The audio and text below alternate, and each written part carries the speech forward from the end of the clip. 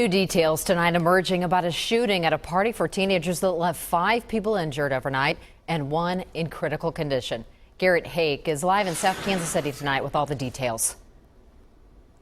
Amy, this fairly nondescript banquet hall is actually a very popular location for these kinds of parties. They all follow generally the same pattern. They're set up by professional promoters and marketed mostly on Facebook and Twitter for teenagers. The design here is to try to give them a fun, safe activity to do on weekend nights. But as we're learning more about the events here last night, we're learning that this party was anything but safe.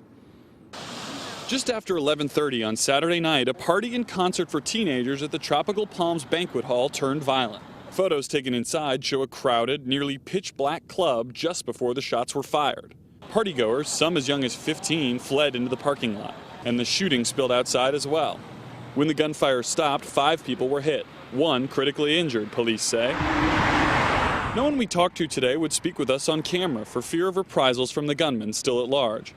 But Evelyn, an assistant to a club promoter who stopped by the party just before the shooting started and asked us not to use her full name, described it as a harrowing scene. All these people, all you could see on their face, the kids, the boys, the girls, was fear. It was definitely chaos. People were running. Evelyn told us she saw only 1 security guard working the doors and no metal detectors. The club was filled well beyond capacity, she said, with several hundred people inside when the shooting began. When I arrived at the Tropical Palms, the first reaction was it's too crowded. There's so many people here. Watching it all, the club's security cameras inside the venue and out, which may now represent the best chance police have of finding the shooter or shooters.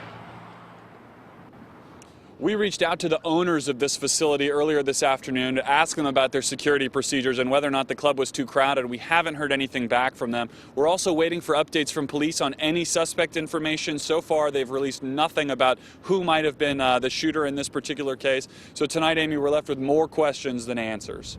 Live in southern Kansas City, Garrett Hake, 41 Action News.